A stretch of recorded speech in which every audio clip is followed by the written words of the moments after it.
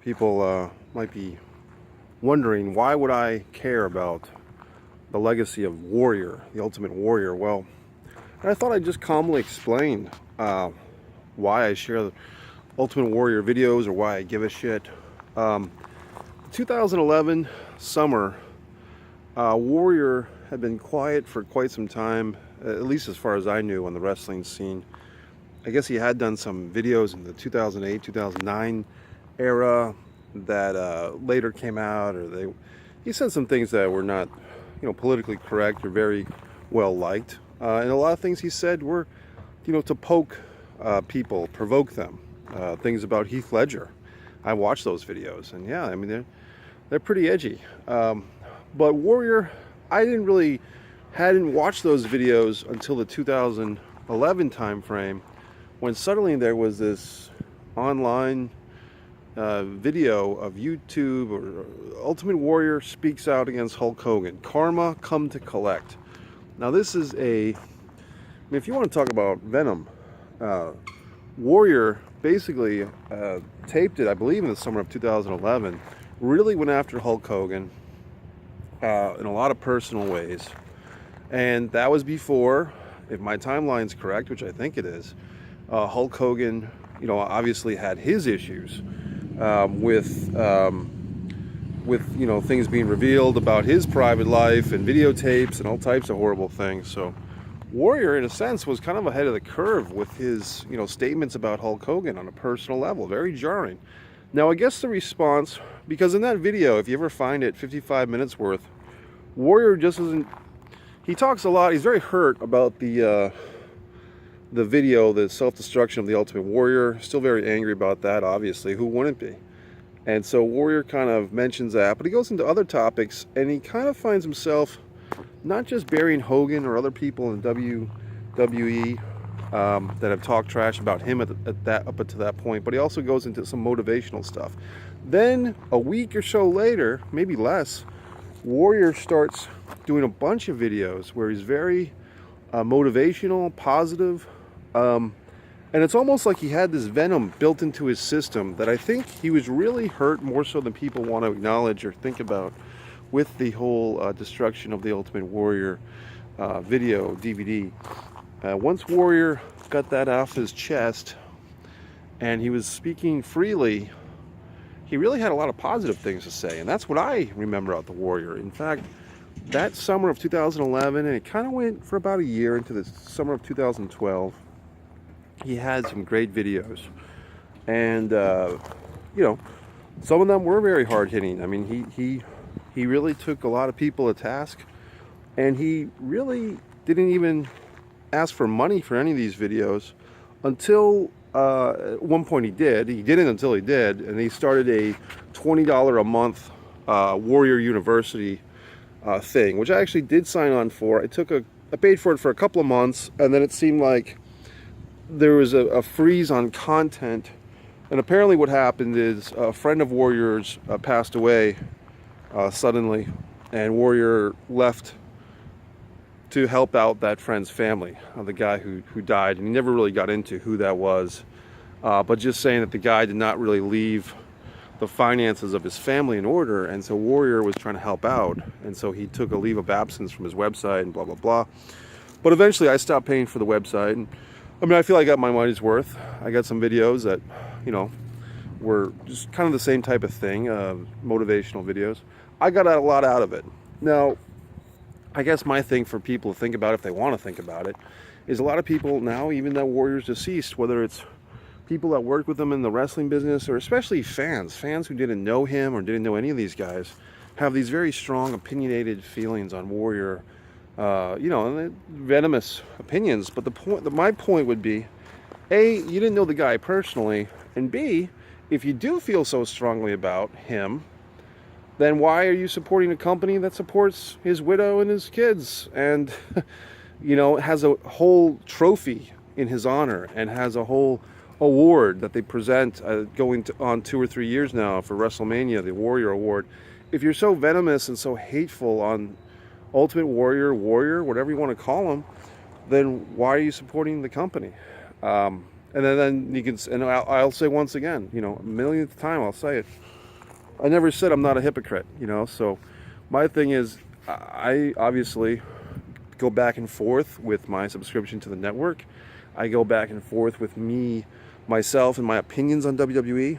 Obviously, there's a lot of things to look at WWE if you really want to get hardcore about it.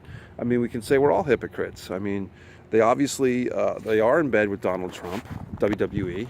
We can deny that. We can say it's don't mix wrestling with politics. Don't mix wrestling with politics. But your dollar supports the WWE, and they support Donald Trump. So, you know, de facto, you're a Donald Trump supporter, whether you want to hear it or not. I'm just a messenger.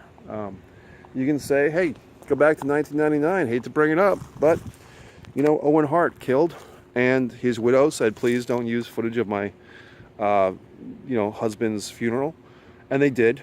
You know, they wasted no time in using footage of Owen Hart's funeral. And you can say, oh, you're an asshole for bringing that up, Messier. Well, hey, I'm not the one that did it. I might be bringing it up. You know, as far as I know, and I could be wrong, but from what I understood, and I could be wrong, but that DVD box set, the 3 DVDs of Owen Hart that was released a year or so ago, or maybe more than a year ago, did they give money from that to any type of charitable organization in Owen Hart's name? Did they? If they did, good. But I don't think they did. I don't think they gave that money to Owen's children or to his widow or to any charitable organization. I think they pocketed that money. So and I've seen Bret Hart talk trash about his own, you know, sister-in-law, Martha. And so it's like, well, Bret, you said a lot of, you know, angry things yourself. You said you'd never work for Vince or go back to the company, and you did. I mean, Vince is on many tapes saying he would never go back to WWE after he left, and cheapen what happened between them and the screw job and everything else. But he did go back, and so on and so forth. I mean, Martha pointed out at the time that all the Harts taking place at that I think it was WrestleMania 25, that Vince Bret match, that they were all, you know, selling out, looking for a handout, looking for a job. So if you want to get hardcore about it, we're all hypocrites. And so I guess that's my point here, is the hypocrisy is not just on you, but it's on me too. It's on everybody. The world is full of hypocrites, and we're all hypocrites. So to say that anyone stands above and beyond, or fuck the warrior, well, okay, but you're supporting the company that supports his legacy. And so you can say that has nothing to do with it, but you're just lying to yourself again. So my point for the wrestling fans is this: whether it's Mike Messier bringing you a message that you don't like, or the Warrior saying something that's controversial or even hate-filled, which I don't condone. Obviously, you know, him and Bobby Heenan, people bring that up, so I'll address that. The Bobby Heenan thing, you know, Bobby, I think, was part of that DVD, and I like Bobby Heenan a lot of respect for Bobby Heenan. But the Bobby Heenan saying things about the Warrior, well, yeah, Warrior says venomous things right back at him. So can you say that that's all on Warrior? You can if you want. And you can make a broad general statement that Warrior hates cancer victims, but I would probably go so far to say that he didn't hate cancer victims. He was in a moment of rage and hatred towards Bobby Heenan, who said things about him, and so he gave it back to him in a stupid statement. But I can't speak for the Warrior, and nobody really can. He's not with us anymore. What else? The gay thing, someone brought to the attention that they thought I was supporting Warrior's homophobic rhetoric with one of my videos, and that was not true at all.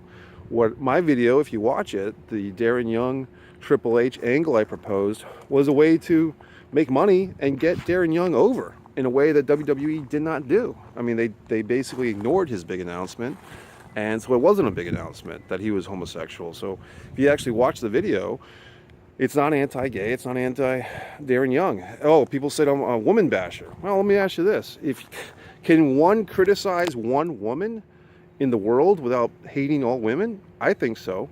If you're going to make a statement, for those that did, that I hate women based on my Renee Young video, to me that's hating women, because you're basically saying Renee Young is all women, which she's not. She's one woman. If I were to criticize one man, would you say I hate all men? No.